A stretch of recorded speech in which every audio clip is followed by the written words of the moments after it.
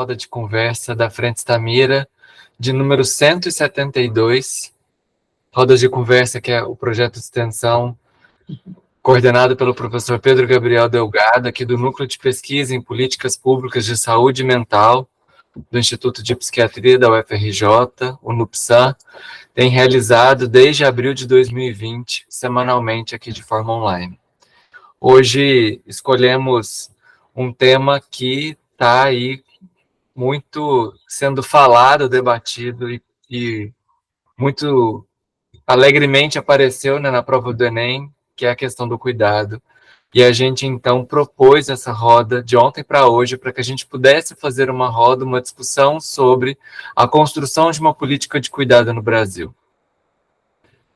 Quero agradecer, então, a presença de todas as pessoas. A gente vai ter uma exposição, né, contando hoje com a presença da professora Daniela Costa, que é aqui do NUPSAM, professora Fernanda Canavês, que é lá do Instituto de Psicologia, as duas aqui da UFRJ. Para iniciar, então, eu passo a palavra para o professor Pedro Gabriel. Boa tarde a todas as pessoas aqui presentes. Obrigado aí aos nossos convidados que vão fazer as suas intervenções iniciais para esse debate e depois permitir que a gente possa debater esse tema extremamente importante, que é a construção de uma política de cuidado, né? Uma política pública de cuidado no Brasil. O Leandro lembrou, isso é muito importante, que o tema da redação do Enem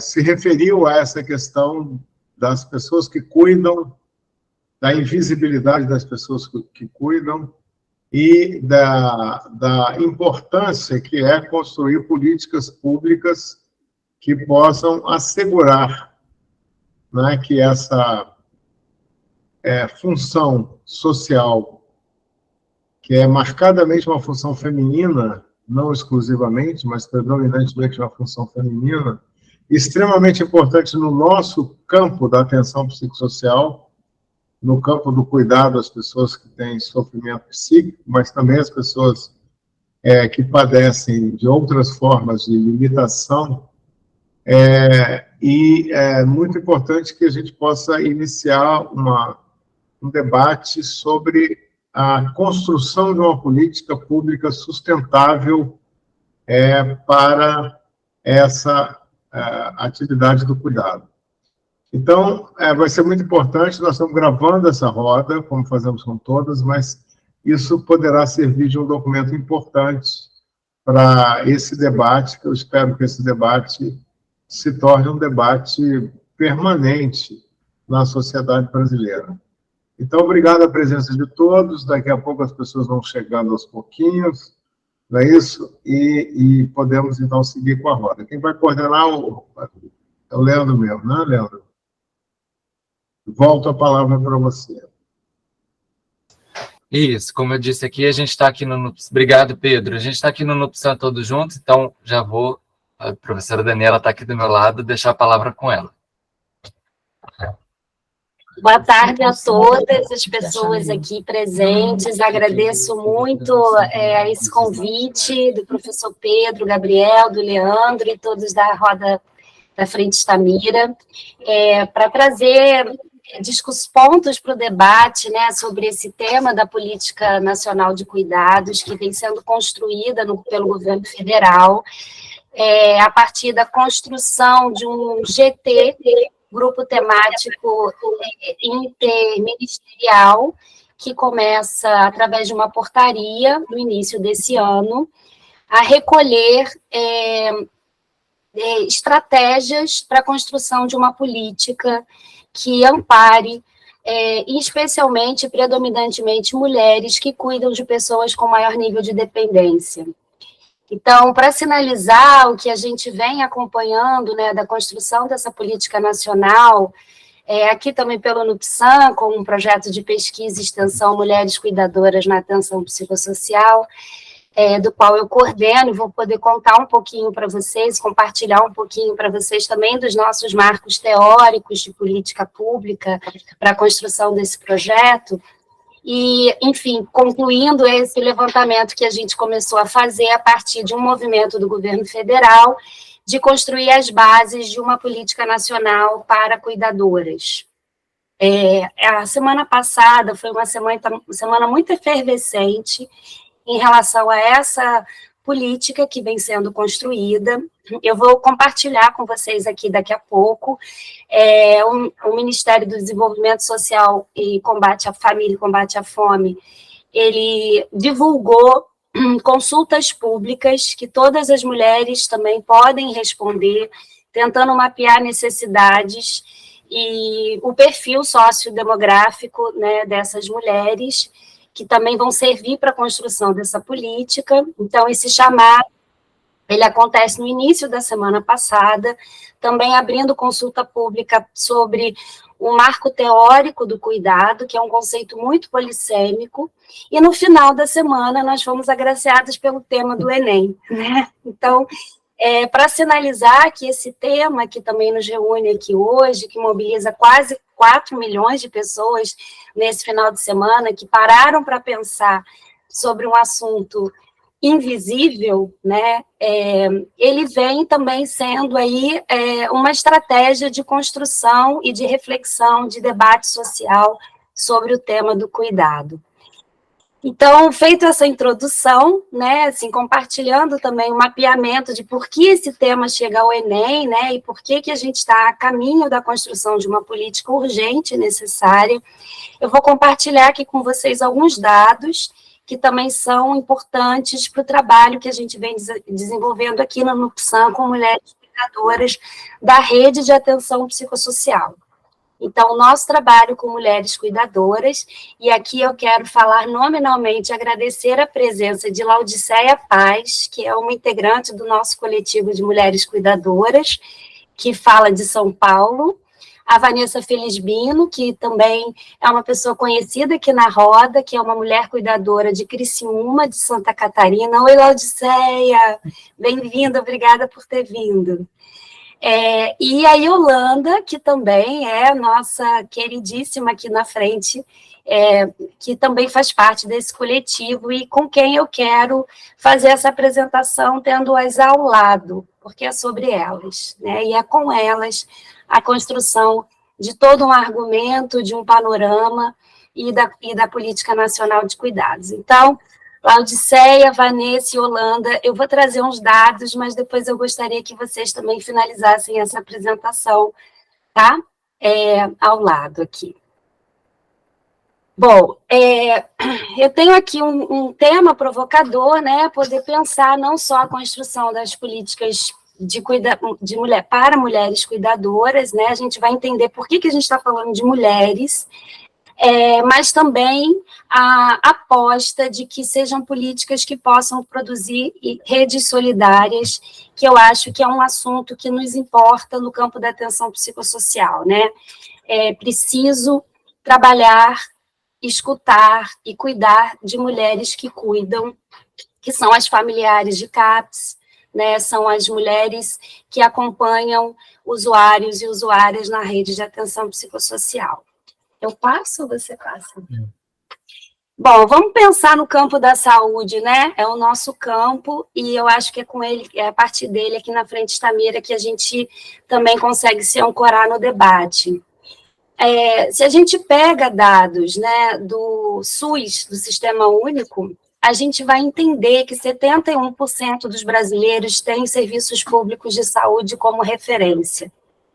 Se a gente cruza esse dado com um dado sobre o cuidado, a gente pega, por exemplo, um novo dado de estudos que apontam que 75% dos idosos usam apenas o SUS. Então, a gente tem um número importante para pensar de cidadãs e cidadãos que utilizam a rede de Sistema Único de Saúde, e a gente vai ver que esses 75% dos idosos, que é uma faixa etária, né, um ciclo etário que vem se ampliando, a sociedade brasileira, e não só a brasileira, mas no mundo, isso é um panorama global, envelhece e tem um tempo maior de vida, e essas pessoas, em algum momento, precisam de cuidado. Quando a gente fala que 75% dos idosos usam apenas o SUS, a gente está falando de muitas mulheres que estão amparando essas pessoas nesse ciclo de vida. Pode passar, Leandro. A gente entende, né, pelo quadro da OMS, que existem níveis do cuidado e que o cuidado comunitário, que é a base dessa pirâmide, é um cuidado, digamos, mais importante e essencial em termos de hierarquização de um sistema de saúde.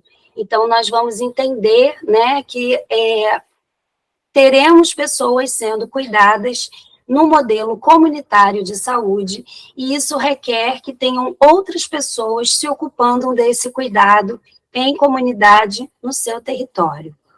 Pode passar.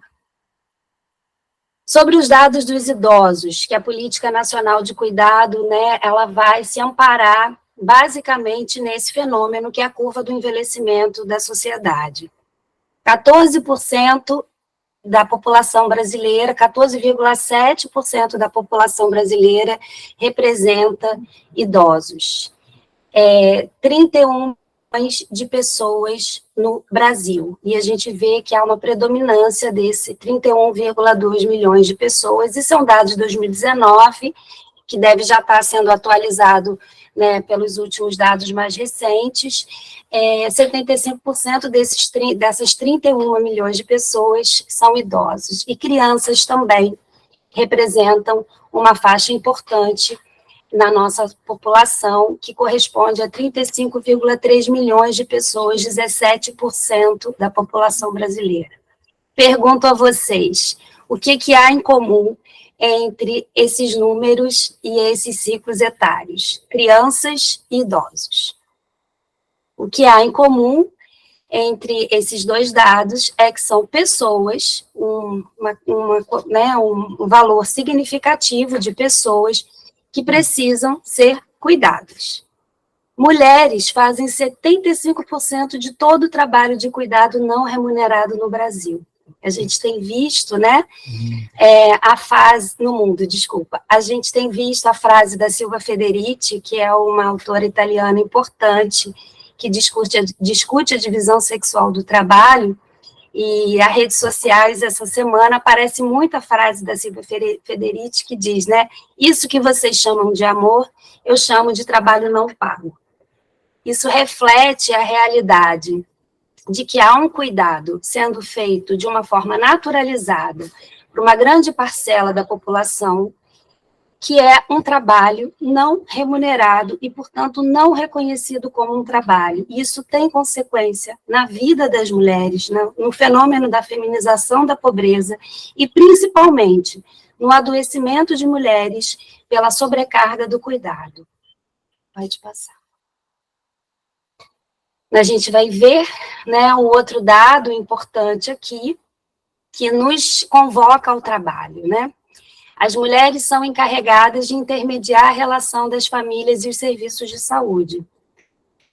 Sabemos quem são essas mulheres? Nós representamos 51,8% da população brasileira.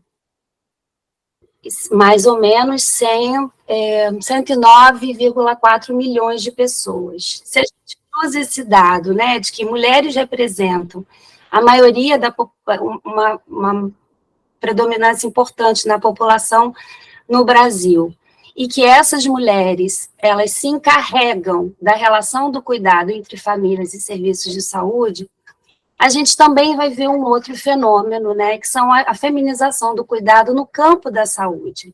Temos aí um dado do CONASCENS, trazendo a estatística de 65% de profissionais de saúde composta por mulheres.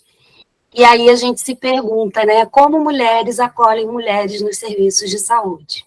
Como nós também escutamos as especificidades do adoecimento de mulheres que se encarregam do cuidado muito mais do que os homens, que têm os seus corpos vulnerabilizados muito mais do que os homens, né, e que trazem determinantes sociais engendrados no seu relato de adoecimento, seja ele físico ou mental, por conta dessa sobrecarga.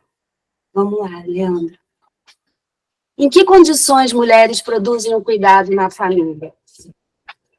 A dedicação aos afazeres domésticos foi medida pelo IBGE de 2019 e esse ano está sendo, inclusive, um dado, digamos, que tem mais especificações, e a gente vai ver esses dados discriminados de uma forma melhor nos próximos levantamentos. Mas, em geral, a população geral dedica 16,8 horas semanais.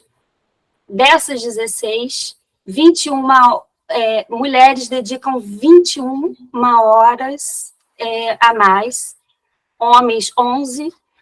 Se a gente fizer um recorte racial, mulheres brancas 91%, pretas e pardas mais 94% e 92,3%. Em média, mulheres dedicam 10 horas por semana a mais que os homens aos afazeres domésticos e ao cuidado de pessoas. Essa é uma conclusão que a gente pode tirar também desses dados. E cuidar, então, é uma obrigação feminina? Como a gente historicamente naturaliza o cuidado como uma obrigação eminentemente das mulheres?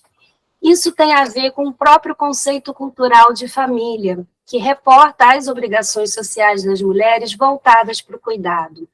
Essa mesma autora que eu falei, né, a Silva Federici, ela tem um estudo muito importante que ela aponta, né, que dentro de um sistema capitalista, a base da pirâmide do desenvolvimento econômico é feita por mulheres, é sustentada por mulheres, porque mulheres cuidam de geração, o que elas chamam de trabalho reprodutivo, para que homens ascendam ao trabalho remunerado. Então, se não é o trabalho do cuidado, não haveria produção, não haveria outro tipo, né, de desenvolvimento econômico que, por muito tempo, foi erguido a partir do apagamento do trabalho reprodutivo e do trabalho do cuidado. Então, a gente precisa pensar como uma construção social dos valores do patriarcado, dos valores capitalistas, porque, historicamente, mulheres se encarregaram desse trabalho de uma forma natural e sem identificar esse afazer como um trabalho. É o que nós chamamos, então, a economia do cuidado, que é uma vertente mais recente também, que traz toda essa discussão da divisão sexual do trabalho e vai apontar para essa naturalização do cuidado como algo feminino, e depois a gente vai trabalhar também com alguns dados da economia do cuidado para a gente prever o impacto que esse trabalho, que não é entendido como um trabalho, tem para o PIB econômico, né, para as escalas também de desenvolvimento econômico. A mulher é, então, escolhida como cuidadora pela pessoa de quem cuida. Ou ela é autoescolhida, porque isso faz parte de uma cultura, né? Se eu tenho 5 irmãos, 4 são homens e só eu sou mulher, naturalmente eu vou cuidar mais do meu pai ou da minha mãe quando ele envelhecer, não é isso? Ou se eu engravido e tenho um filho com deficiências e naturalmente sou eu que vou ter que me haver com esse cuidado para o resto da vida, porque os homens ou o Estado podem não suprir a responsabilidade que fica a cargo dessa mulher.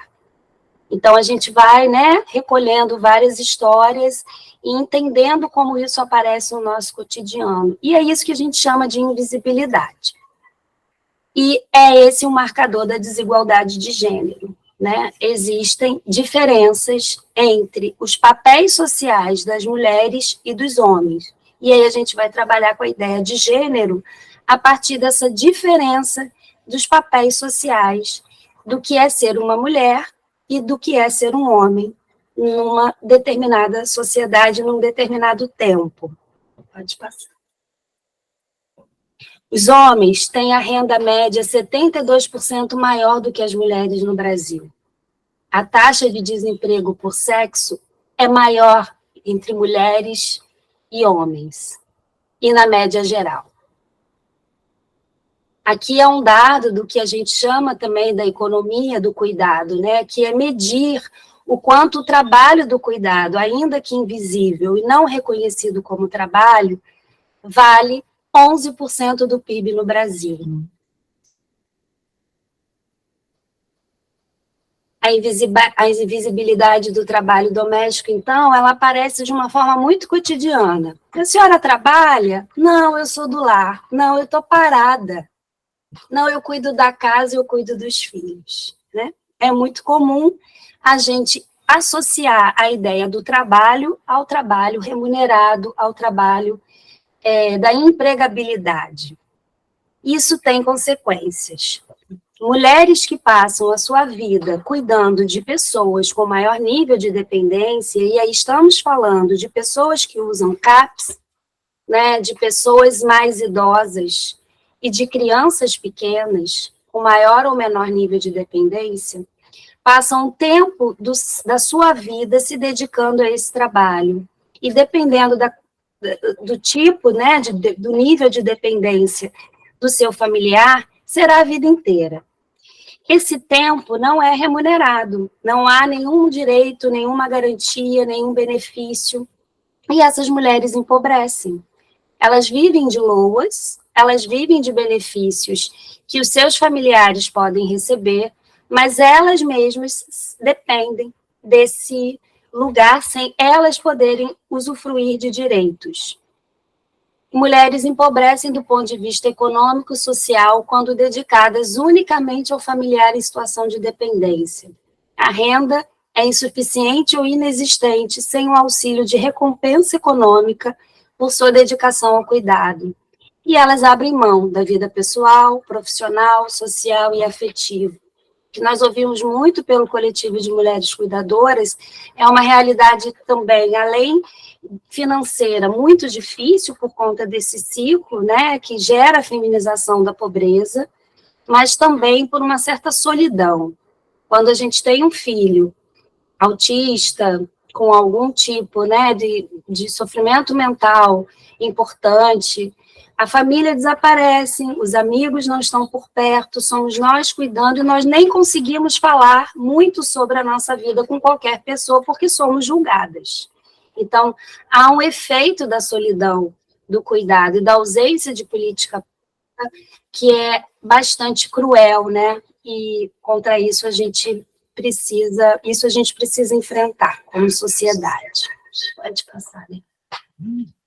Entendemos, então, que a sobrecarga que gera para essas mulheres, né, que precisam cuidar da casa, cuidar dos filhos, né, a gente ouve muito a Clara dizendo, acho que ela hoje não veio, né, que às vezes ela se sente um CAPS 3, né, que tem que cuidar também de noite e dia, né, de vários momentos aí da estabilização ou da desestabilização.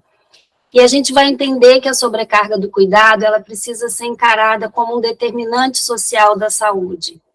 Ela é um determinante que atravessa a geração de renda dessas mulheres que exercem jornadas triplas de trabalho, né, quando elas podem trabalhar fora, ainda tem todos os cuidados a fazer, com o seu familiar e com a sua casa, há uma dificuldade de manutenção do seu próprio autocuidado, ninguém tem tempo para cuidar de si, isso gera exaustão, isolamento, solidão, tristeza, adoecimento físico, mental e pobreza. No campo da saúde mental, esse tema da desigualdade de gênero, ele vem sendo já trabalhado por várias autoras, em geral autoras mulheres, né? Esse também é um campo importante de participação e presença das mulheres em militância acadêmica, como a Valesca Zanello, que é uma autora muito importante e que vai trazer estudos para a gente, identificando que as famílias, as relações amorosas e a maternidade são indicadores de adoecimento psíquico importante. Além disso, ela traz a ideia de que diagnósticos são dados para mulheres de formas estereotipadas. Então, ouvir uma mulher que ganha um diagnóstico de ansiedade ou depressão é ouvir que essa mulher é queixosa, que essa mulher, às vezes, está muito nervosa, exaltada, falando de um jeito que não se deve falar, ou se queixando do marido, mas o relato e a narrativa que as mulheres trazem sobre o seu sofrimento estão engendradas em valores naturalizados do papel social dessa mulher. Então, nós estamos medicando e medicalizando sobrecarga mental, sobrecarga do cuidado, e sem olhar para isso como um problema a ser enfrentado, como um determinante social também. Nós ouvimos essas mulheres, às vezes, com esses estereótipos, né? E nós, às vezes, deixamos de cuidar dessas mulheres porque elas estão muito nervosas, ou porque elas chegam brigando muito com a equipe, ou querendo se meter muito no tratamento do usuário, e nós não conseguimos ouvir o que é a vida dessas mulheres e o lugar que elas devem ter dentro de um acompanhamento, de um projeto terapêutico singular, sendo elas mesmas também usuárias de serviços que também precisam ser cuidadas e não apenas medicalizadas. Tem um estudo recente que aponta que 75% das pessoas que usam psicotrópicos são mulheres, e dos transtornos mentais comuns, que corresponde a mais ou menos 14% dos diagnósticos, 49% são associados à sobrecarga do cuidado. Então, é importante a gente entender quanto esse determinante social está sendo cuidado de uma forma medicalizada, reproduzido, às vezes, com estereótipos e violências em relação à história de mulheres que cuidam. Um exemplo, né, desse estereótipo, né, essa mulher que é dócil, acolhedora e cuidadora, é um pouco o imaginário que a gente tem. Se a mulher sai da docilidade e ela fala num outro tom, ela já está em crise. Há uma exigência social para que se cumpra um certo padrão patriarcal de atitude sobre a mulher e sobre o seu comportamento. Isso gera efeitos. Quando a gente olha com a lente do estereótipo, né, a gente produz silenciamento, a gente aprisiona essas mulheres a valores patriarcais e a gente sustenta uma invisibilidade do problema associada à desqualificação da própria usuária e dos seus ambientes familiares e sociais. Mais uma vez, como mulheres cuidam de mulheres? Se somos 65% na rede SUS, como nós estamos enfrentando problemas que acometem a todas nós, que fazem parte do nosso cotidiano, estereotipando e dando um destino de cuidado que não é um cuidado que leve em conta todas as outras questões da ordem social. Pode passar. Já foi? Eu vou concluir, porque eu acho que eu já estou falando demais, eu quero passar a vez aqui também para as mulheres que vieram trazer seu relato. Mas é só para finalizar aqui, né, essa ideia de como nós podemos entender que o cuidado não é algo individual ou naturalmente voltado para as mulheres. Há algumas autoras da sociologia do cuidado, que é um outro campo que discute a divisão sexual do trabalho de uma forma muito importante e consistente, que traz essa ideia de que cuidar é um verbo coletivo, né, de que a gente precisa entender que o cuidado é algo tão intrínseco à experiência, né, humana da existência, da nossa sobrevivência, que ele não pode ser considerado como algo que está incumbido ao papel social das mulheres, que cuidar, como diz o ditado africano, né, é preciso de uma aldeia para cuidar de uma criança, é preciso de uma rede que possa sustentar as vulnerabilidades que é cuidar de uma vida. É preciso escola, é preciso CAPS, é preciso uma família, é preciso uma rede que dê conta de entender que o cuidado, ele se volta para as vulnerabilidades. E tratar vulnerabilidades não é um desafio único e individual. Ele deve ser coletivo. Ele é a dimensão central da vida social e não individual. Deixa eu passar, Leandro. Aqui a Nádia Guimarães, né, que é essa socióloga que traz uma discussão importante sobre o cuidado como verbo coletivo, ela vai trazer para a gente, né, que existem muitos fios que tecem o trabalho do cuidado. Ele é um fenômeno social central às nossas vidas, ele é algo tão central que ele pode ser duradouramente invisível, e ele não é um fenômeno singular em sua manutenção, em sua manifestação concreta, ele é plural, exige uma multiplicidade de relações, de formas pelas quais se estabelece a relação social do cuidado. É preciso Estado, proteção social e política pública para dar conta do cuidado como um verbo coletivo. Por isso, nós estamos falando da construção de uma política nacional de cuidados. A pandemia da Covid, eu acho que desvela para a gente esse fenômeno, né? Onde as mulheres se sobrecarregaram, existem já dados importantes e recentes, cito aqui o relatório Sem Parar, da organização feminista, que eu esqueci, vou compartilhar com vocês aqui, e que também é um documento que foi amplamente difundido, que destaca a sobrecarga do trabalho das mulheres no período da pandemia. É importante pensar quais são as mudanças sociodemográficas que estão colocadas para essa geração, para a nossa geração, um aumento das famílias monoparentais, um compartilhamento do trabalho doméstico como um desafio e o envelhecimento da população. Essas são, então, algumas diretrizes, né, para que a gente possa pensar, algumas provocações, na verdade, para que a gente possa pensar a política do cuidado, olhar para quem precisa ser cuidado sem deixar de olhar para quem cuida. Esse é um desafio global, é um desafio que se coloca no nosso contexto de uma forma urgente e necessária, que é cuidar de crianças, de pessoas idosas com deficiências em situação de dependência, dar maior visibilidade e valorar o trabalho do cuidado, intensificar ações para maior participação masculina também no trabalho do cuidado. Alguns desafios pela frente.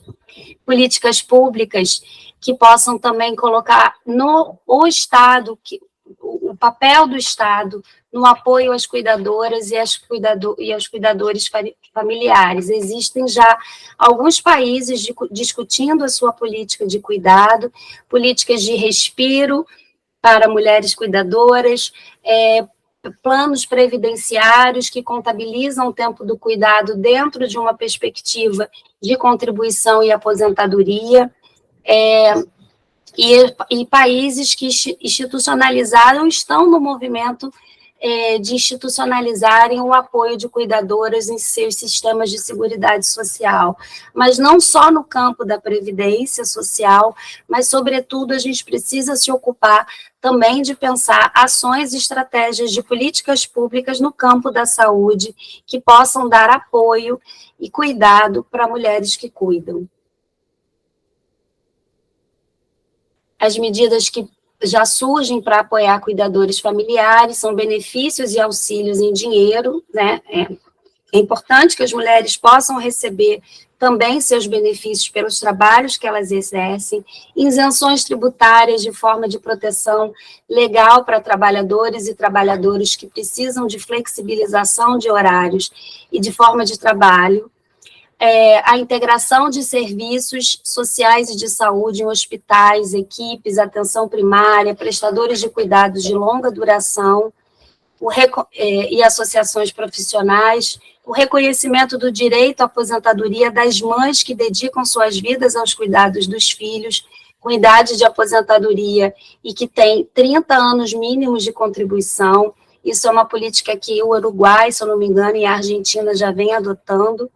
E o investimento crescente em políticas de uso inovador de tecnologias, com o objetivo de melhorar a competência e a capacidade do cuidar. Então, são linhas, né, e ações em termos de construção de política pública que a gente já vê internacionalmente acontecendo e que talvez esteja muito perto de chegar ao Brasil com a Política Nacional de Cuidados. Falo aqui rapidamente, né, de por que a gente no NUPSAM está pesquisando esses dados e por que a gente está trabalhando com essa pauta e com esse marco teórico, por conta também de um projeto de extensão que acolhe mulheres cuidadoras do Brasil inteiro, que são mulheres familiares de pessoas da rede de atenção psicossocial. A gente tem encontrado essas mulheres desde 2021, são encontros remotos, 2 vezes a cada mês. A gente também tem já encontros presenciais acontecendo desde o ano passado, com elas aqui no Rio de Janeiro, trazendo também essa informação através de cursos online. Inicialmente, a gente começou também uma frente de economia solidária, como uma possibilidade também de amparo para mulheres que trabalham em casa e que têm suas habilidades e seus artesanatos também sem modos de escoamento, né? Então, aí uma iniciativa de geração de trabalho e renda para elas. Pode passar, Leandro. E o que a gente vê, né, o quanto é importante que os serviços de saúde e saúde mental possam ampliar essas estratégias de cuidado para mulheres, né? Seja construindo essas redes de apoio através de coletivos, de encontros, de escutas das experiências da sobrecarga, produzir encontros entre mulheres que são muito sozinhas, que pouco têm amigos, familiares, pela própria condição da sua sobrecarga e desse papel que lhe é imposto. A valorização dos direitos dessas mulheres, é preciso escutá-las para identificar também, no plano de uma política, quais são as necessidades reais em termos de direitos que elas precisam ser ouvidas e atendidas, e, sobretudo, dar voz e visibilidade para esse problema. Nós precisamos ouvir essas histórias e enfrentar esse desafio. Pode passar. Aqui algum registro, né, nós temos um Instagram, mulheres.cuidadoras, então quem quiser visitar também está lá. E as frases, último que a gente escuta, né, desse coletivo, que estão aqui, algumas mulheres que podem comentar. Esse grupo vai melhorando a gente, sem a gente nem perceber. Mulheres são sempre as que seguram as nossas mãos. Somos pontes, somos redes, somos força. A gente tem que construir estratégias de reconstrução. A minha casa é o melhor lugar do mundo para eu estar. Não faz mal você não estar bem. Eu queria ter outra vida. Não dá para pensar assim. Essa é a melhor vida que eu posso ter, mas nós não somos vítimas, somos protagonistas da nossa vida. E não somos apenas mulheres de deveres, somos também mulheres de direitos. Então, vou deixar também um pouco, se Laodiceia quiser complementar, não sei se Vanessa já está aqui, e Holanda, para poderem falar também um pouco dessa experiência, antes de passar para a Fernanda. Viu, Fernanda? Eu pedi para elas estarem juntas aqui. Peço licença, se elas quiserem comentar.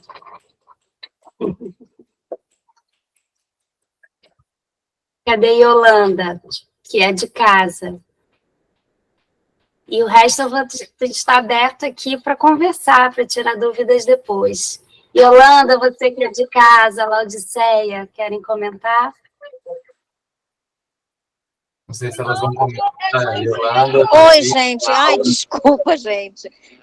Vocês estão me ouvindo? Desculpa, peraí.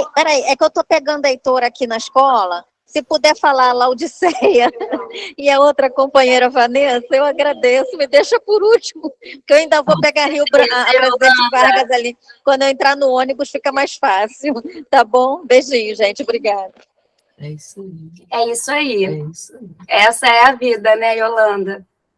Sem problemas, Yolanda. Laodiceia, você quer falar alguma coisa? Boa tarde, então. Eu tinha falado para a professora Daniela, boa tarde para todo mundo, um prazer, né, estar aqui. Já me inscrevi outras vezes para participar, mas não consegui, né, da Frente Samira. É isso, né, a Yolanda está lá, eu estou aqui, tinha até falado para a professora Daniela que eu não estaria lá, né, de repente, falar muito, né, fiz a extração do siso hoje, então, estou falando um pouquinho menos, né? Mas, assim, estou bem, então, esse é o nosso lidar, o nosso cotidiano, realmente, né, dia a dia, e é prazeroso, né, estar nessas discussões.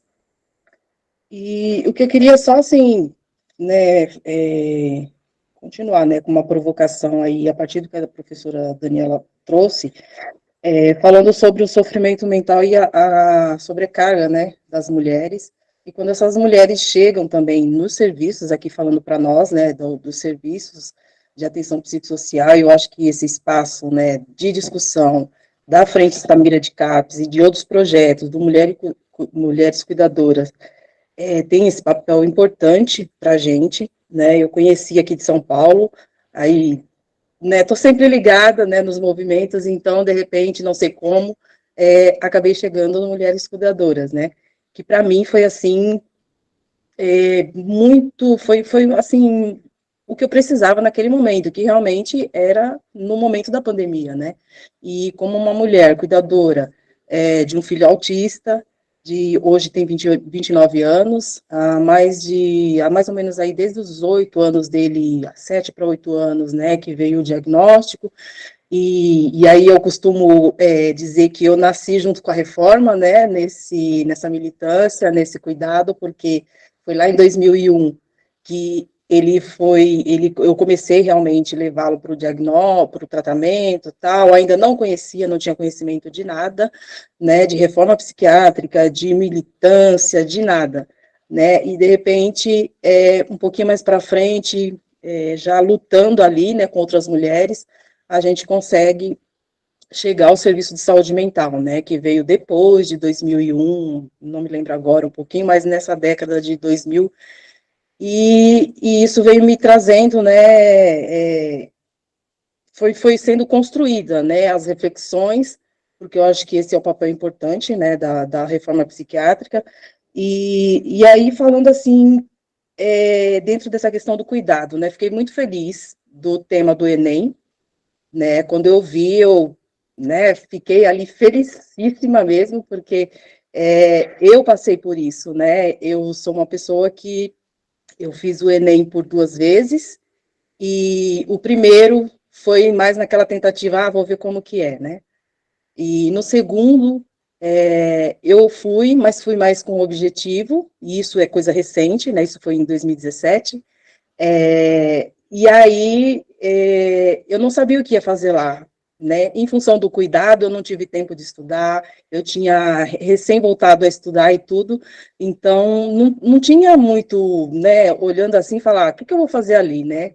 Mas aí é uma coisa que eu até gosto de contar, porque a minha filha, que é né, veio assim para mim e falou, você vai lá e vai fazer a prova, só isso, né? E aquilo me fortaleceu ali naquele momento, e isso é importante, né? Falar de mulheres que fortalecem mulheres. E aí, no meu caso, a minha filha, né? 20 anos mais jovem do que eu aí. Então, eu acabei chegando lá, né? E quando eu vi, eu falei, puxa, que bom, né? Eu gostaria tanto de estar lá de novo, para poder agora falar com mais propriedade, né? Sobre isso. Então, eu fiquei muito feliz. E aí, colocando assim, na questão da saúde mental, né, para nós, eu acho que essa discussão também é importante, porque a professora Daniela falou, né, dessas mulheres que chegam até muitas vezes nos serviços e chegam ali nervosas, chegam, né, porque a sobrecarga é muita, e às vezes acabam sendo medicalizadas, né, eu tenho a experiência de uma colega que me contou há pouco tempo que ela estava precisando cuidar do filho, mas ao mesmo tempo ela foi medicalizada por conta de outras questões que até envolvem violência doméstica e tal, e ela não conseguia lidar com o filho. Ela falava, eu preciso cuidar do meu filho, mas eu estou me sentindo apática, sem força, por conta de medicação, né? E então, como que a gente recebe essas mulheres? E aí eu falo aqui também como uma pessoa que participa, né? Já participou muito dos grupos de família e em outros espaços ali dentro do CAPS. Como que né, de um lado também profissional, que acabei me formando, né, falando do Enem, acabei me formando em serviço social em 2020. Então, como que essas mulheres estão sendo ouvidas, né? Quando a gente fala de família, a gente fala muito de família, e quando a gente lê também, a gente fala muito de familiares, né? Mas quem são esses familiares? Quem são essas famílias, né?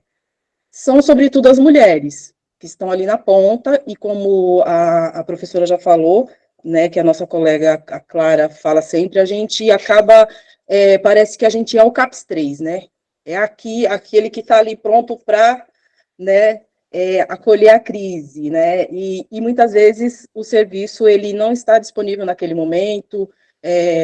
A gente sabe de todas as demandas aí, de todo o problema, né, da precarização e todas essas questões que envolvem também o cuidado em saúde mental, mas pensando nessas mulheres, né, como é que elas estão sendo ouvidas, né, escutadas dentro do serviço de saúde mental e o que está sendo discutido, né, do cuidado nessa perspectiva que a gente viu aí do Enem, né, dessa invisibilidade.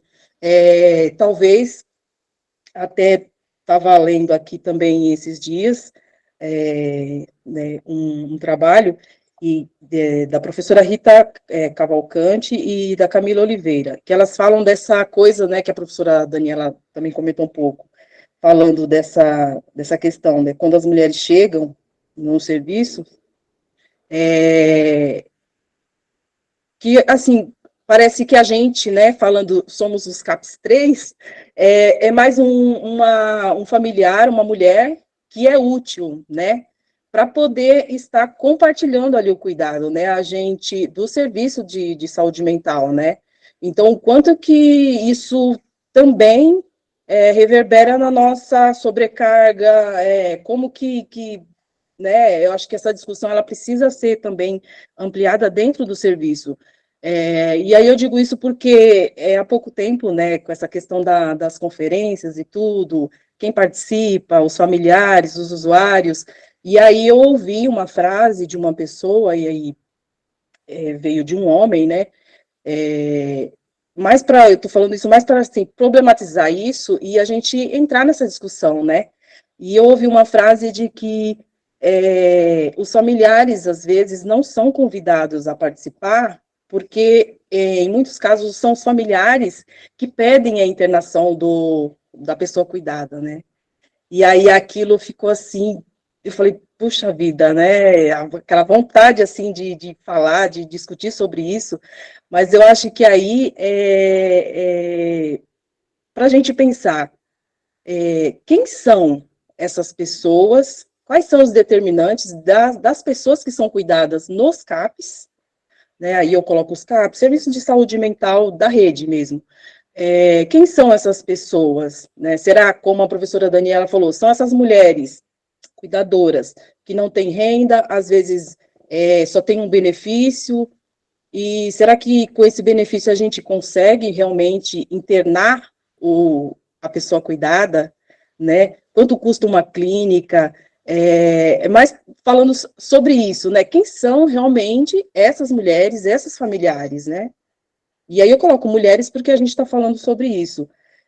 Então, eu acho que precisa também, né, de começar a discutir sobre isso, né? Nesses espaços, também trazendo uma visibilidade, porque, assim, ao longo do caminho, às vezes, a gente milita, né, a gente defende, eu estou ali para isso, né, para defender realmente, defendo mesmo a forma de cuidado em liberdade, mas eu acho que, colocando assim, mais para a gente poder ampliar, né, essa discussão, quem são essas mulheres e como elas também precisam ser cuidadas dentro desses espaços, né, e aí, só para complementar um pouquinho, que eu já falei que não ia falar e já estou indo muito longe, é bom estar aqui, né, e o Mulheres Cuidadoras tem esse papel, né, a gente fala muito isso lá no coletivo, desse acolhimento, né, dessa solidariedade entre as mulheres, e a gente discute também, coloca também dessa forma que eu estou colocando aqui hoje, né, eu acho que é uma coisa que a própria reforma e também o direcionamento, né, que a gente tem dentro dos espaços, né, que são comprometidos, coloca para a gente, né, para a gente ter também a crítica para poder construir, né, eu acho que é através disso que a gente consegue construir aí uma política de cuidado eficaz também dentro desse espaço, né, desse campo da saúde mental. Eu vou ficar por aqui, porque senão Obrigado, Laudiceia, obrigado, professora Daniela. Vamos passar então a palavra para a Fernanda, professora Fernanda Canavês. Obrigado. Olá, boa tarde. Quero agradecer pelo convite, estou vendo aqui várias pessoas queridas, agradecer ao Pedro pelo convite, estou vendo aqui a Abimael, Lara, a Letícia lá atrás, Letícia, as estudantes, acho que Fabiane também está aqui, não sei se alguém está me escapando, né, mas assim, que bom estar aqui, que bom ter essa aula, né, da Daniela, foi uma aula, eu fiquei pensando que se a gente tivesse combinado, Daniela, acho que talvez não desse tão certo. Fabiane. Se a gente tivesse combinado, né, porque talvez não teria dado tão certo, assim, porque eu escolhi aqui um caminho, você falou das políticas públicas, né, eu escolhi aqui um outro caminho para trocar uma ideia com vocês, né, vou tentar não falar muito, assim, não vou fazer nenhuma apresentação, até para a palavra circular, né, para escutar as outras mulheres que estão aqui, e também os homens, né, que são aliados dessa luta. E aí queria dar um salve também para Laudiceia e também para a Yolanda, né? Foi assim uma performance a participação da Yolanda aqui, lá precisando buscar o filho, chupar cana, assoviar, né? É exatamente disso que a gente está falando. Bom, eu queria dizer, assim, né, para quem não me conhece, né, eu sou professora do Instituto de Psicologia da UFRJ, então eu vou falar aqui desse lugar, né, do que eu tenho feito como professora nessa instituição. E eu gosto de dizer, né, que assim, o tema assim, da saúde mental, a partir desse recorte de gênero, né, o tema da saúde mental contemplando, digamos assim, as mulheres, me ocorreu agora, acho que vai fazer 24 anos, quando eu participei do grupo de mulheres do Pinel. Não sei se vocês se lembram, né? Grupo de mulheres que faziam uso abusivo de álcool, né? Então, a gente fez um grupo, foi lá que eu comecei a atender, comecei a minha trajetória em saúde mental, né? E eu fiquei muito impactada. Eu fiquei tão impactada que eu nunca mais consegui abandonar esse tema, né?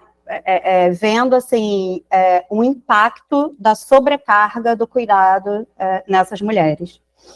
Então, foi a partir daí que esse tema me ocorreu, né?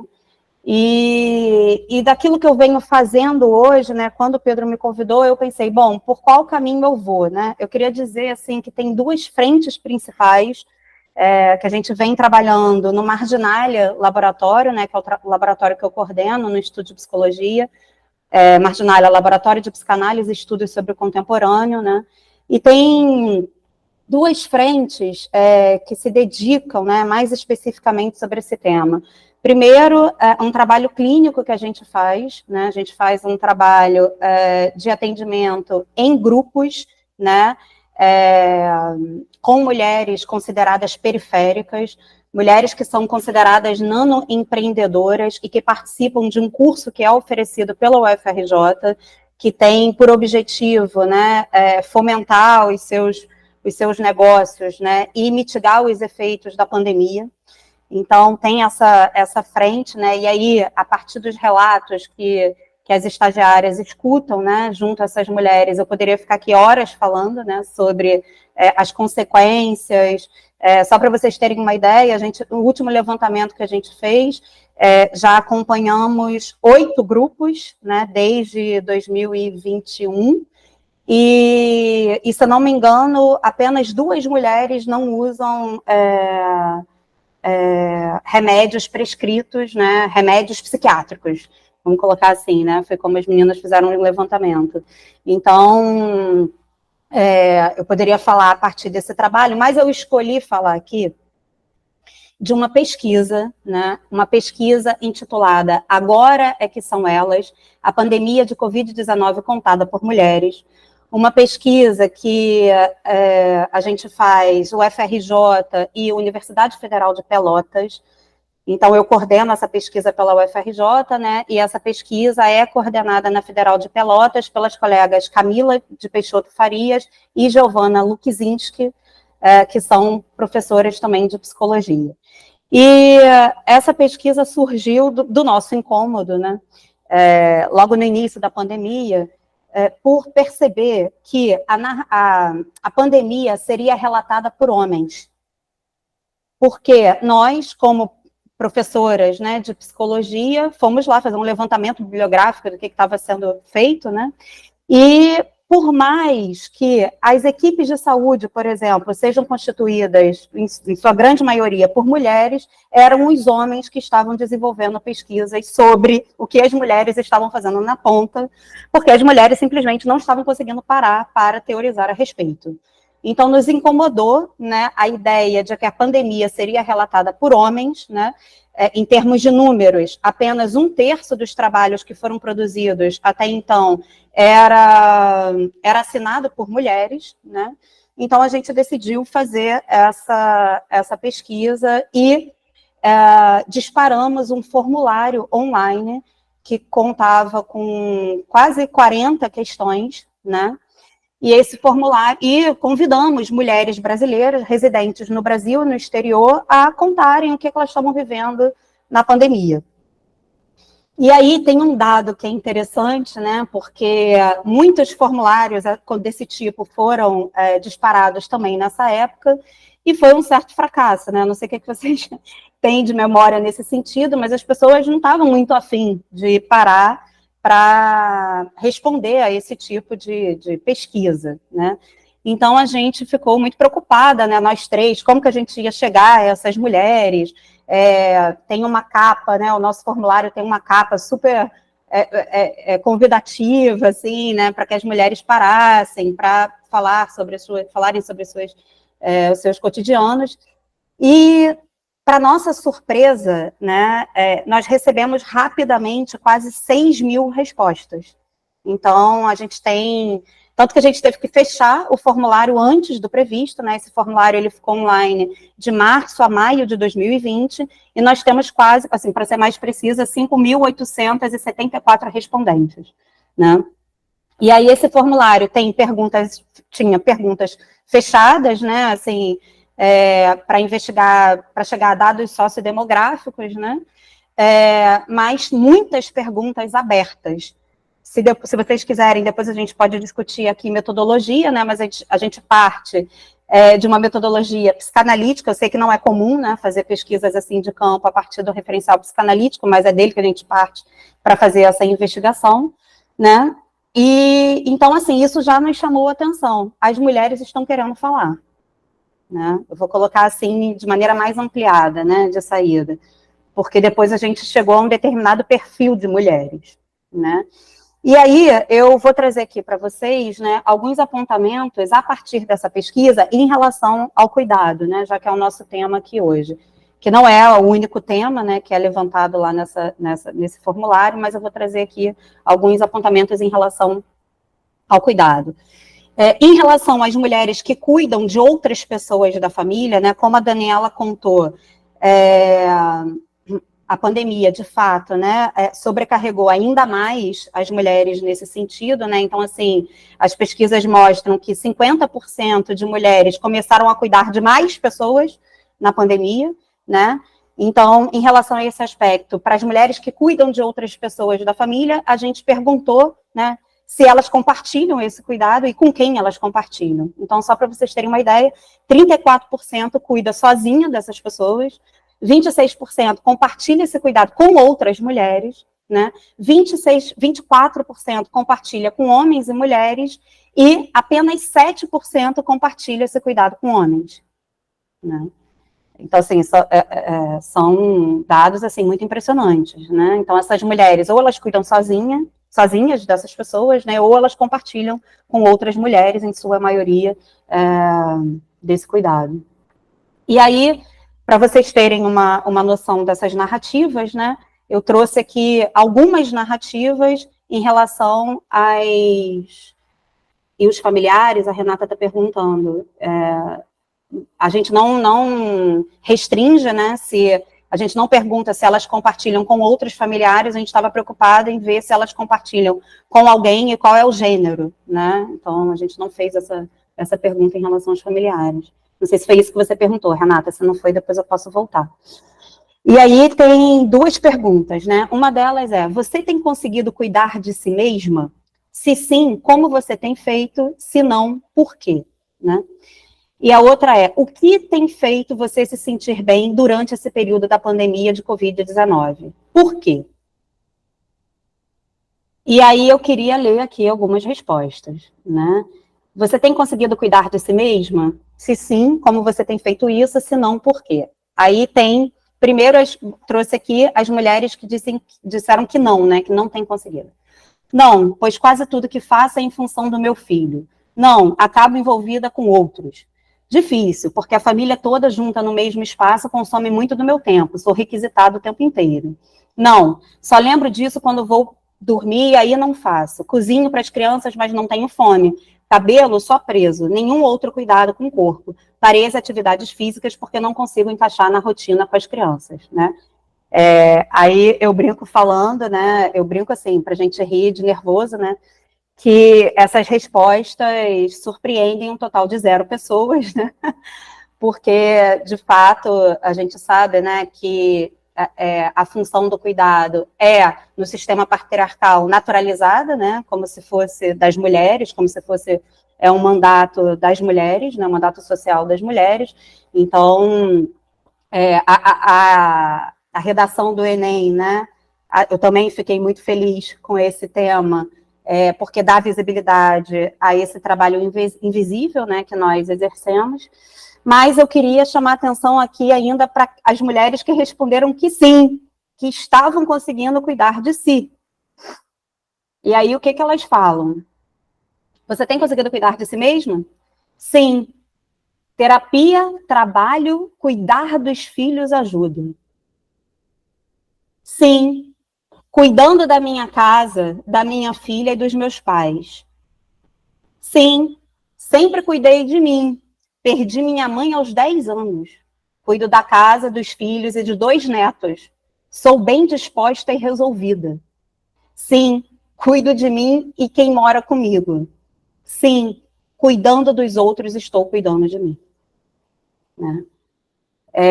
Que aí é a pergunta que a gente faz, né? Cuidando dos outros, estou cuidando de mim?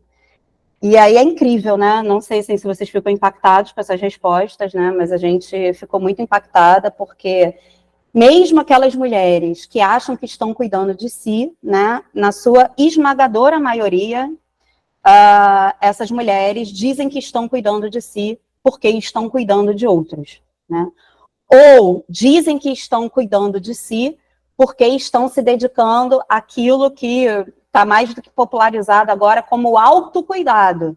Mas autocuidado é fazer as unhas, cuidar do cabelo, pintar o cabelo, né, malhar para ter, ou seja, fazer uma série de atividades, né, que deixam essas mulheres de acordo com uma determinada imagem, né, que é esperada de nós mulheres.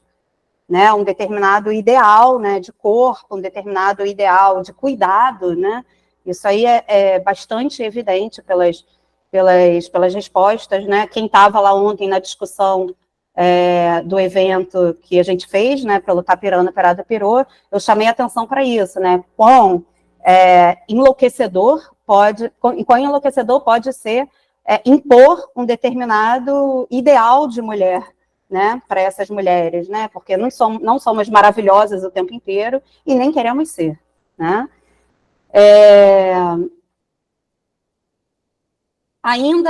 Aí chamou bastante atenção, né, em especial de 2 pesquisadoras da equipe, né, a Michele Simões e a Roberta Oliveira, que agora são psicólogas já formadas, né, mas fizeram iniciação científica nessa pesquisa, que é o seguinte: o que tem feito você se sentir bem durante esse período da pandemia de Covid-19? Ou seja, elas podiam ter respondido qualquer coisa, né? E aí elas voltam para essa dimensão do cuidado. Ajudar ao próximo, sentimento de utilidade, me dedicar à minha filha, brincar com ela, cuidar de pacientes via internet e lecionar, cuidar do próximo, arrumar as coisas da casa, doando supérfluos, ajudando com um grupo de voluntariado, levando refeição para pessoas em situação de rua e para comunidades carentes, né? Então, por aí a gente vê, assim, né, por essas respostas, a dimensão tirânica mesmo, que o cuidado assume para nós mulheres, né? Tem algumas perguntas aqui, eu acho, que foram feitas, que eu não consegui ler. Depois eu vou ver então, tá? Para eu seguir aqui a ordem. E, bom, então...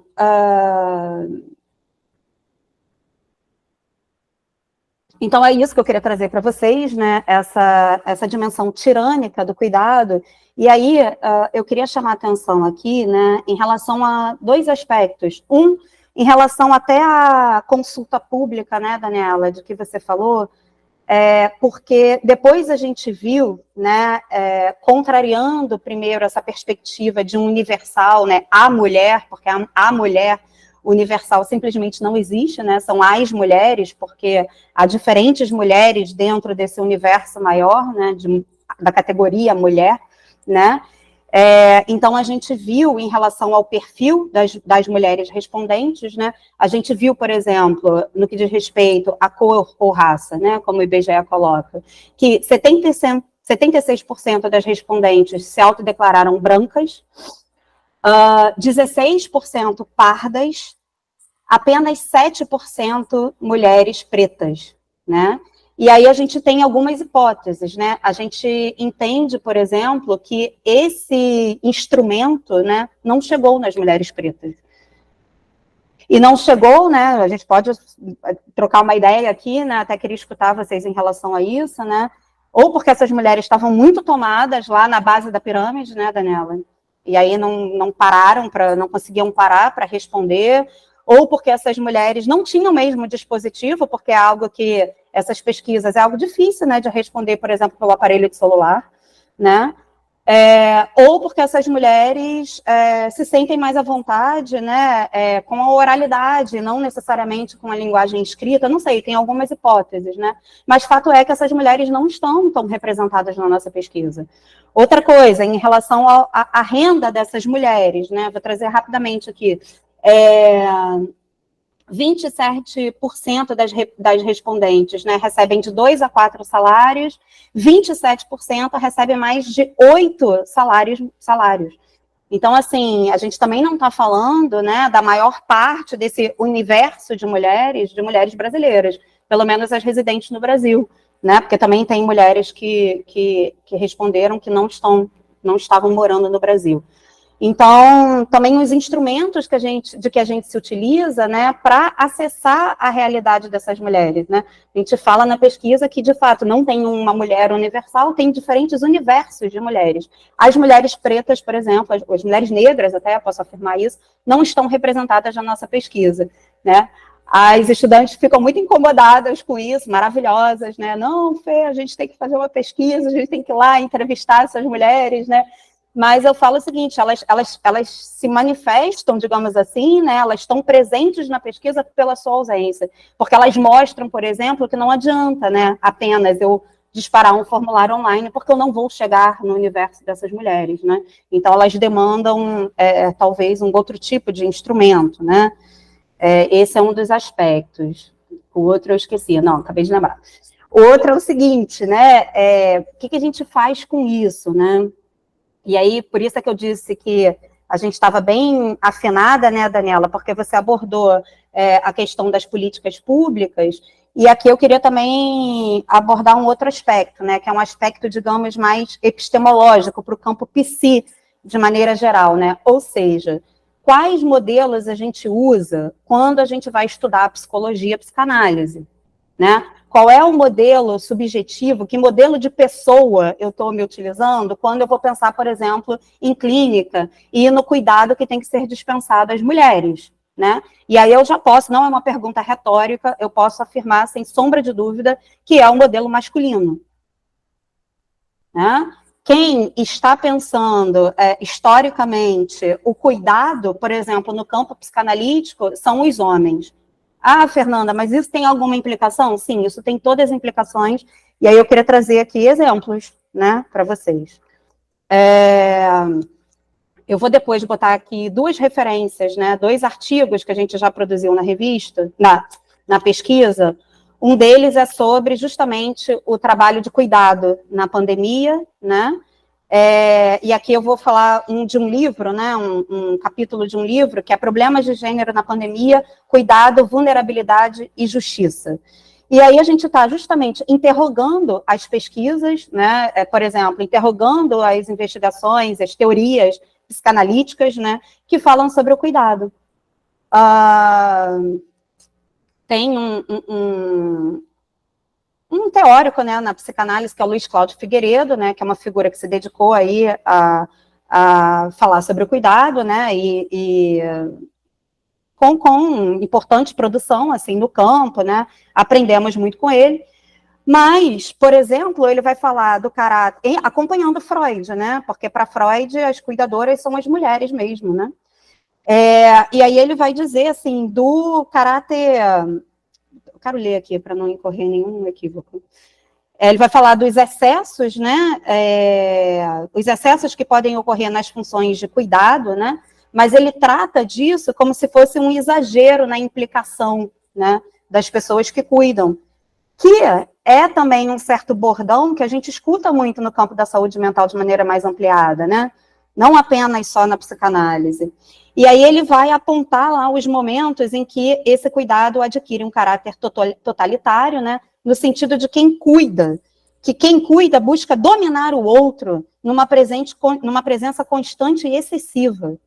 Então, segundo o autor, a presença reservada, né, ou seja, a possibilidade de se ausentar, de moderar o seu fazer, de compartilhar as funções, seria fundamental para que o cuidador não recaísse no exercício totalitário do cuidado. Nós, mulheres, também achamos isso, né? A questão é que a gente não tem esse direito, parece.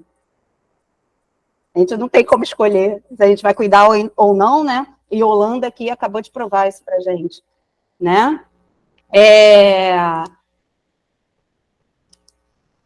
E aí ele ainda continua, né? Deixar-se cuidar pelos outros, pois a mutualidade nos cuidados é um dos mais fundamentais princípios éticos a ser exercitado e transmitido, né? E aí, realmente, né, um homem falando, né? Porque ele pode se afastar do cuidado quando ele quer, né? Mas para nós mulheres essa possibilidade não está colocada. Aliás, né? E aí as colegas que me antecederam aqui falaram bastante sobre isso, né? Não somos cuidadas, né? Por isso que é tão importante debater esse tema, por isso que é tão importante pensar em políticas públicas, né? Por isso que é tão importante que a redação lá do Enem levante esse tema, né? E aí eu também queria dizer para vocês que tem quando a gente começou a fazer a pesquisa, eu estava muito agulhada, assim, com a situação das trabalhadoras da saúde, né? E porque eu estava fazendo uma pesquisa lá na ENSP, né? E o povo lá da ENSP é ponta firme, né? Faz lá as pesquisas epidemiológicas. E a gente fez um levantamento, um super levantamento, vendo então o que propor, né? Como que a gente vai esboçar políticas públicas, digamos assim, né? No limite era disso que se tratava, pensando nas trabalhadoras da saúde. E aí, no levantamento lá das iniciativas, né? Não só no Brasil, mas em outros países, tinha, por exemplo, a possibilidade de fazer rodas de conversa. Vamos fazer rodas de conversa nos serviços. E, gente, as mulheres da pesquisa, as trabalhadoras de saúde da pesquisa não querem rodas de conversa. Por exemplo, né? Daí a importância, como a Daniela falou, de escutar efetivamente as mulheres negras, né? As mulheres que estão lá na base da pirâmide, sobretudo, né? Porque também, voltando a essa discussão sobre os modelos de que a gente se utiliza, tem uma questão que é bastante complicada, né, que é pensar, aí eu vou falar da psicanálise, né, que é de onde eu parto, que é pensar, por exemplo, que todos somos desamparados. O trauma é estrutural, o desamparo está colocado para todo mundo. Não, calma lá, né, o desamparo está colocado para todo mundo, mas tem uma distribuição desigual dessas vulnerabilidades, né, já que foi o termo que a Daniela usou. Né? Então, o fato de eu me utilizar de teorias que dizem que sim, somos desamparados, não estou desconsiderando isso, né? Não estou desconsiderando também que o trauma pode ser estrutural, né? Mas há traumas e traumas. né? Então, por isso que é importante a gente pensar nos diferentes universos de mulheres, para não incorrer num equívoco, né? Num equívoco que a gente não estava prevendo, por exemplo, na nossa pesquisa, então nem quero te chamar de equívoco, né? Que é elidir, por exemplo, da pesquisa mulheres que estão numa situação de mais vulnerabilidade social, né? Aí eu queria indicar aqui, por exemplo, a Judith Butler, né, que vai falar disso, que vai chamar atenção para essa distribuição desigual da vulnerabilidade. Então, por isso que determinados sujeitos, por isso que determinados grupos precisam ser mais cuidados do que outros, né, como as mulheres negras. E também queria deixar indicado aqui a Donna Haraway, né, que fala sobre cuidado. Ela falou bastante sobre cuidado na pandemia, mas ela fala que só tem cuidado sem justiça, porque o Luiz Cláudio Figueiredo também fala de cuidado. Gente, a gente precisa se cuidar. Mas esse cuidado ele também é distribuído de maneira desigual. Então, não dá para falar de cuidado sem falar de justiça, né? E de justiça social. Também queria trazer aqui, levantar a questão rapidamente da questão da privatização do cuidado, né? No estágio do neoliberalismo que a gente está. Porque é o Estado, né? O que só reforça a importância das políticas públicas. É o Estado sendo, não quero dizer que é o Estado sendo diminuto, né? Eu não acho que é isso, é o Estado justamente a serviço do capital, digamos assim, ao serviço, né, do mercado, o que só aumenta o trabalho de cuidado, né, privatizado, o trabalho de cuidado nas famílias, e a gente sabe que o trabalho de cuidado privatizado vai recair de novo sobre as mulheres, né? Por fim, eu queria só trazer aqui para vocês, contar o caos, né, porque a gente está trabalhando para caramba desde domingo, né? A gente que estuda esse tema, estamos trabalhando, ainda bem, mas é um trabalho legal, eu adoro. Quando vocês quiserem falar sobre esse tema, por favor, me chamem. Mas circulou, né? Não sei se vocês viram, assim, porque eu fico lá acompanhando as redes sociais. E aí, não sei se vocês viram já um levantamento, né, que camaradas aí do feminismo estão fazendo, que é dos homens, ou de alguns homens, se posicionando em relação ao tema do Enem. Muito interessante, né? Nós, mulheres aqui saudando, que bom, né? Comemorando, dando pulos de alegria, porque o tema foi esse. E aí os sujeitos lá... Aí eu trouxe 2 tweets, né? E aí quem divulgou isso foi um perfil, daqui a pouco eu posso achar, um perfil no Instagram, com o seguinte post, né? Por que os homens acharam o tema da redação do Enem confuso?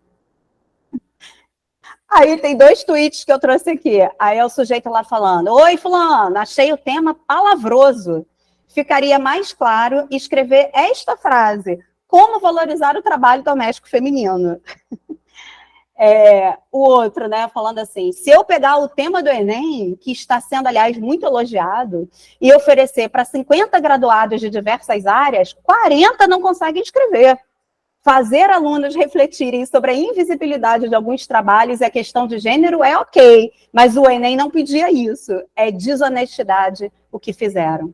Então, isso, assim, eu realmente, né, assim, eu não sou a favor, né, de narrativas sectárias, né, até porque eu acho que isso não se coaduna com o meu papel como professora, né, então, assim, eu estou aí para compor mesmo, eu estou aí para me aliar, eu estou aí para fazer relação, né, até porque é isso que a gente faz quando a gente entra numa sala de aula, né, a sala de aula é aquele furdunço maravilhoso,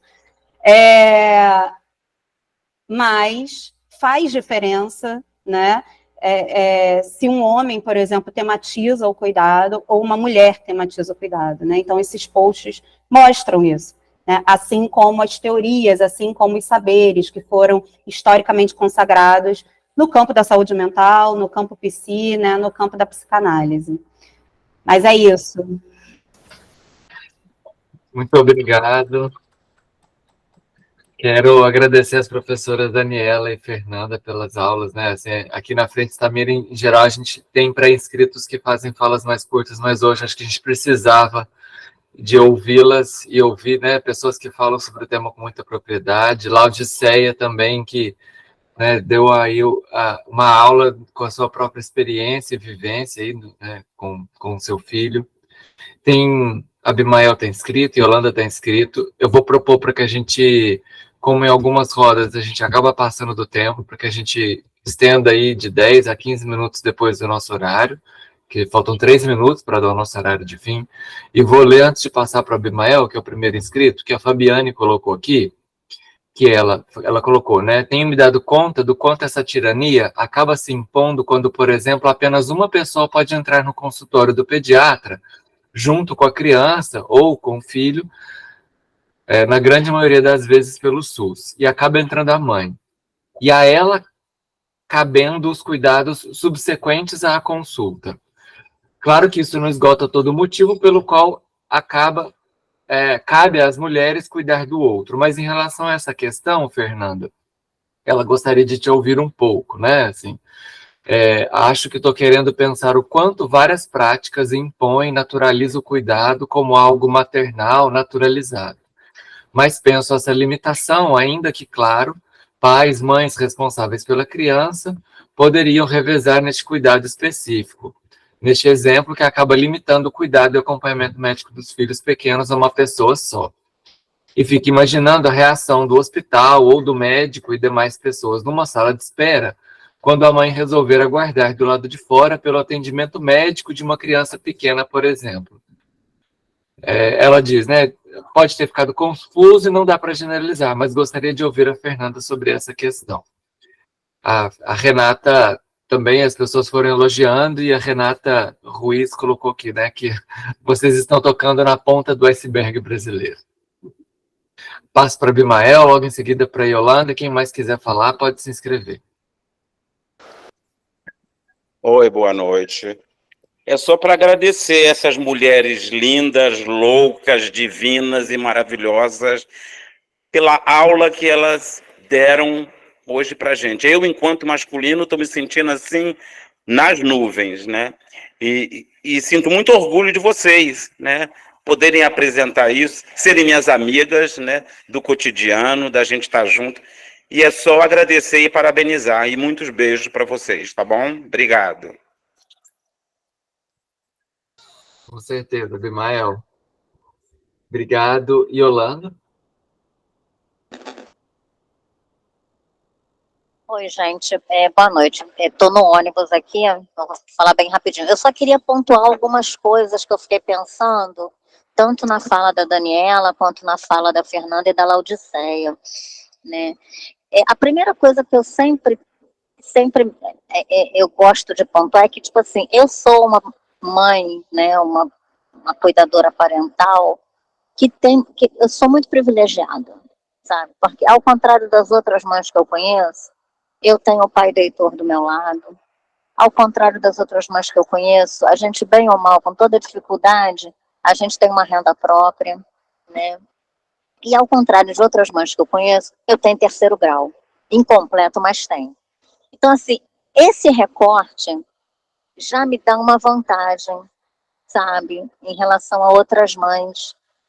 E isso me deixa tão incomodada, porque mesmo me dando essa vantagem, é pesado para mim. É pesado para mim.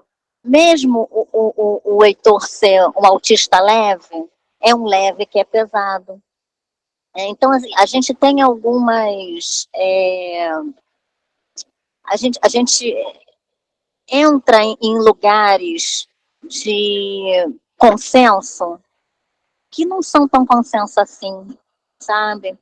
A gente diz, mas ele é autista leve, nem parece que é autista, e deve ser moleza. Não, não é.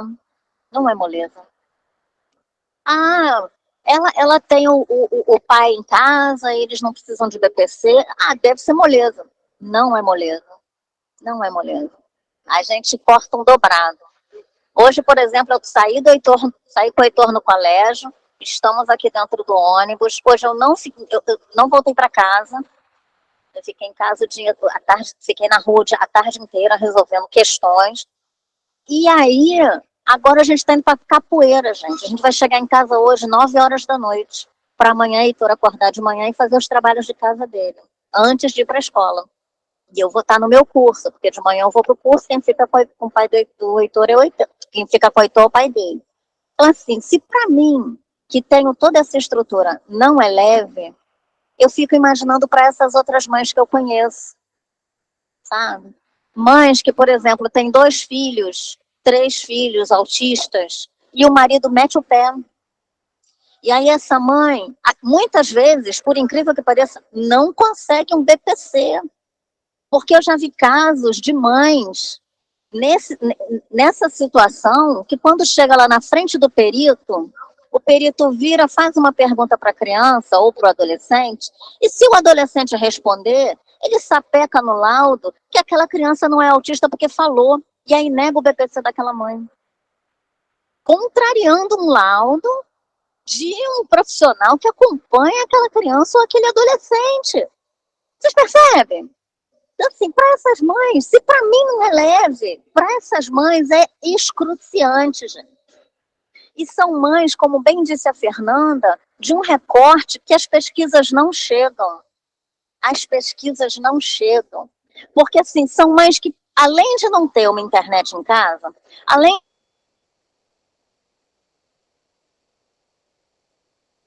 Google Forms e preencher aquele Google Forms, aquela mãe também não sabe ler. Não é que ela se sinta mais à vontade com a oralidade, não, Fernanda. Vamos falar o português correto. Ela não sabe ler.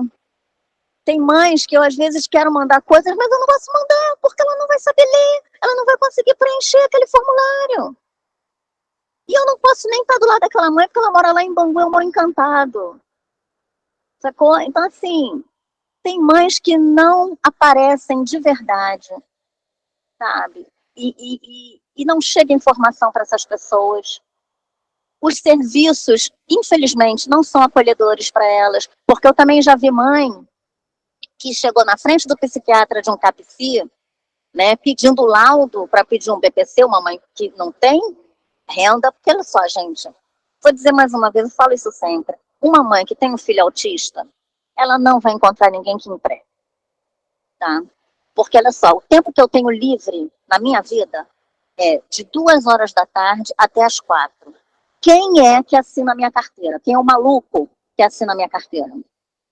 Eu. Entende? Então, assim, essas mães estão nessa situação, sabe? E até o Heitor completar 10 anos, eu saía de casa com ele 6 horas da manhã e voltava às 9. Eu não tinha nem de 2 às 4 livre, entendeu? Hoje está mais fácil, porque ele tem menos coisas na rotina dele diária, né? Então, assim, essa mãe, foi dito para ela que não iria ser dado o laudo para a mãe pedir o BPC, porque a criança é autista e vai desenvolver, sabe? Isso é uma crueldade que o profissional faz com essa família. Porque como é que essa mãe sustenta essa criança? Se ela não pode sequer trabalhar. Como é que compra o remédio? Porque na hora que a risperidona falta no SUS, ela tem que comprar. Como é que ela compra? Vai tirar de onde esse dinheiro? Na hora que o Rio Card dela, que o Vale Social dela, são bloqueados, porque a criança não apareceu na câmera, porque a câmera está a 1,50 m, 1,70 m de altura, e a criança tem menos de 1 metro, como é que ela leva essa criança para os lugares que ela precisa levar? Vocês percebem? Então, assim, é uma crueldade tão grande dos profissionais da nossa rede, que eu defendo pra caramba, para com essas mães, sabe? Ouvir de profissional, de técnico de CAPSI, que, não dou laudo para BPC porque eu não aposento criança. Você não está aposentando criança. Que BPC não é aposentadoria. BPC é um benefício de prestação continuada. É justamente para promover o cuidado para aquela pessoa que não tem renda. O BPC não é para a família, o BPC é para cuidar daquela pessoa com deficiência, sabe? É para garantir que pelo menos o remédio não vai faltar, é para garantir que vai ter comida dentro de casa, sabe? E às vezes nem garante, porque é um salário, né, gente? Vamos combinar. Diz aí, qual de vocês viveria bem com um salário? Vocês, sabe? Vocês que são trabalhadores da saúde, qual de vocês viveriam bem mesmo, com um salário? Com R$1.900. Sabe, eu acho que a gente tem que começar a fazer essas avaliações, sabe? Tem que começar a se colocar de verdade no lugar dessas pessoas, sabe? E aí eu queria trazer essas reflexões. E falando, foi muito oportuno a Fernanda falar das postagens sobre o Enem, né? Sobre a redação do Enem, porque hoje de manhã eu também recebi uma. né? Justamente disso. Um homem falando que não entendeu. Ah, não entendo o que é esse negócio de trabalho do cuidado. Que trabalho é esse? E por que ele não entende? Porque ele teve uma mãe cuidando dele a vida inteira, sabe? Ele teve uma mãe cuidando dele a vida inteira e hoje pode ser que ele tenha uma esposa cuidando dele. Mas isso para ele não é trabalho, é obrigação, né? Porque, assim, é muito... É como se fosse uma missão, sabe? Eles ensinam para as pessoas que aquele cuidado que a mãe, que a esposa dá, é obrigação, é missão. Que, inclusive, é porque a mãe e a esposa estão em casa, cuidando da casa, que o marido ou o filho pode ir para a faculdade, pode fazer seu mestrado, seu doutorado, pode trabalhar onde quiser, pode chegar a hora que quiser em casa, ele sai a hora que quiser e chega a hora que quiser. Inclusive, ele pode, depois do trabalho, tomar um chopinho dele. No fim de semana, ele pode ir para o futebol, pode ir para o jogo do Mengão e chegar na hora que quiser. Pode ter, entendeu? a mulher também. Meu filho acabou de acrescentar esse pormenor, entendeu? E a mulher está em casa, garantindo que tudo esteja funcionando.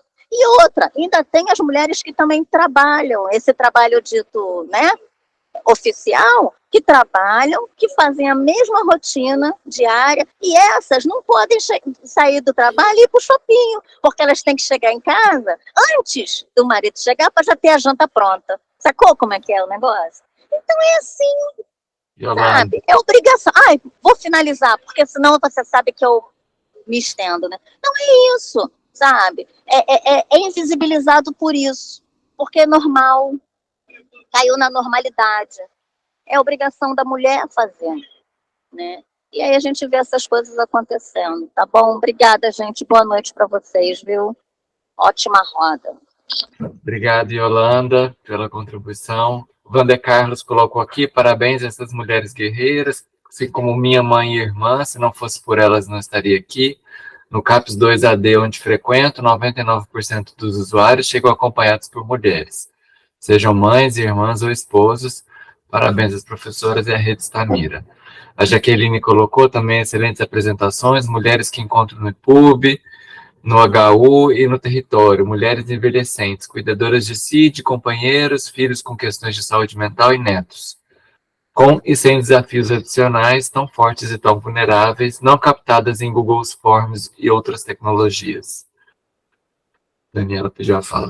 Eu só vou fazer um pequeno comentário, assim, primeiro agradecer a Laodiceia e a Yolanda, né, por terem estado aqui ao lado com, de fato, a presença marcante de mulheres cuidadoras, porque, como Fernanda comentou, né, assim, é preciso ouvir vocês, são vocês que também podem propor as necessidades e as urgências em termos de política pública. Acho que a Yolanda conseguiu tocar em vários aspectos, né, dessa vulnerabilidade de ser mulher cuidadora de usuários e usuárias da rede de atenção psicossocial. E aí eu só queria também fazer um destaque importante para a gente pensar, né, que a gente está diante de um enorme desafio do acesso, de garantir acesso ao cuidado para essas mulheres, né, tanto nos serviços de saúde quanto nos dados, porque quando a gente fala de dar visibilidade, a gente precisa que esses números apareçam. E a gente tem essa barreira de acesso que a Fernanda mencionou, que eu acho muito sensível e importante, que a Yolanda também trouxe para a gente, né, qual é a condição que a gente tem de usar as mesmas linguagens, os mesmos instrumentos para recolher dados desse cotidiano tão invisível, né, e que talvez a gente não esteja usando bons instrumentos, sabe? Fernanda, também compartilho aqui com você desse desafio. A gente teve, em um ano, desde 2021 a 2022, 345 inscrições de mulheres do Brasil inteiro no nosso coletivo. E a gente tem um instrumento para identificar essas mulheres com raça, cor, idade, grau de parentesco, e aí a gente consegue entender que, assim, de uma forma muito simples, com anotações muito breves, a gente chega a alguns dados. A gente tem predominantemente mulheres negras, predominantemente usuárias do SUS, mães e mulheres na faixa etária dos 40 anos. Então, assim, como é que a gente alcança, né? O coletivo nos permite esse privilégio, né, de estar com elas e elas, como Laodiceia e Yolanda disseram, também encontrar meios de falar, né, de dar visibilidade sobre as suas vidas, sobre as suas necessidades, e talvez seja esse um caminho, né, por isso apostar nos coletivos, nas redes de apoio no SUS, porque na medida que a gente cuida dessas mulheres e elas nos dizem da sua vida, a gente também constrói dados e indicadores de política pública, mas talvez tenha que ser dessa forma, né, produzindo mais acolhimento, trazendo essas histórias para perto e recolhendo esses dados como um desafio também para os serviços de saúde mental, ouvir de outro lugar e produzir indicadores a partir daí, já que os instrumentos que a gente tem na academia, né, às vezes não chegam nelas, mas isso fala muito do quanto a gente não chega nelas, né? Então fica aqui também um ponto para o debate e para o estímulo e esperança de que os serviços agrupem mulheres, ouçam mulheres, construam com elas uma direção e políticas públicas de amparo. Eu acho que é isso. Obrigado, Daniela. Não sei se a professora Fernanda quer falar alguma coisa, a gente vai caminhando para o final. Tá, vou falar rápido aqui, como se eu estivesse fazendo um repente. Ô, Fabiane, não ficou nada confuso, né? Imagina se o que você escreveu ficou confuso. Até porque eu já troquei umas figurinhas com você sobre a maternidade, né? E acho que você tem muito a dizer sobre isso, né? Sobre o trabalho de cuidado, sobre a maternidade. E aí, assim, o que eu tenho a dizer sobre os seus apontamentos, né? É isso, a gente tem que trabalhar, bom, pelo menos do lugar que eu ocupo, né? Na formação. A formação não pode naturalizar esse modelo, por exemplo, masculino. A formação não pode naturalizar, porque, como você bem colocou, né, se a mulher não acompanha o filho, ela é negligente. Se o homem acompanha o filho, ele é maravilhoso, divino, né? Então, acho que na formação a gente tem um papel fundamental, né? Não naturalizando as teorias, por exemplo, né? E aí, tenho total acordo, né, com o que a Yolanda falou, tentando juntar aqui o que a Daniela falou agora, né, você fala que os instrumentos que a gente tem na academia não chegam até elas, né, que significa que a gente não chega, né, eu acho que mais a gente não chega, né, eu acho que talvez mais a gente não chega até essas mulheres, né, porque, enfim, é muita coisa para falar, eu acho que não dá tempo, requer uma outra roda, né? De repente a gente pode fazer isso, para falar sobre metodologias, né? Sobre os saberes também que essas mulheres têm, até que ponto a academia é porosa a esses saberes que chegam, né? Porque você fala, por exemplo, das mulheres que são usuárias do SUS, eu fico pensando naquelas que não são, né? Porque nem no SUS chega, né? Então, enfim. E aí a Renata, eu achei interessante, a Renata fala, vocês estão tocando na ponta do iceberg brasileiro, né? Eu acho que a gente está tocando na ponta do iceberg do capitalismo, porque o trabalho reprodutivo, né, até acabou que não foi dito isso aqui, né, em termos assim, conceituais mesmo, né? O que é o trabalho reprodutivo? É esse trabalho que é necessário à preservação da espécie humana, né, gerar novos seres humanos, que é um trabalho da mulher, mas também o trabalho de manutenção, o trabalho doméstico, né, de manutenção, como a Yolanda bem colocou, né, para que os caras estudem, para que os caras... Se a gente parar para pensar quantas mulheres trabalharam para que a gente estivesse aqui agora, né, com as nossas roupas, nas nossas casas, alimentados, quantas mulheres trabalharam, né? Então é isso, mas eu fico muito empolgada, eu sei que a gente não tem mais tempo, quero agradecer, aprendi bastante, né, gostei muito de conhecer a Daniela, a Yolanda, a Laodiceia, e estou aí para a gente continuar conversando. Com certeza. Muito bom. Pessoal, passamos aí 17 minutos do nosso horário, mas acho que foi uma roda muito importante, necessária, discutir esse tema. Vamos, então, eu agradeço a presença de todas as pessoas, a gente vai se despedindo aqui. Ao invés de eu colocar a música, a gente se despediu após a música, vou me despedir, vou colocar a música para a gente finalizar e as pessoas vão saindo ao longo da música, fiquem à vontade. Obrigado.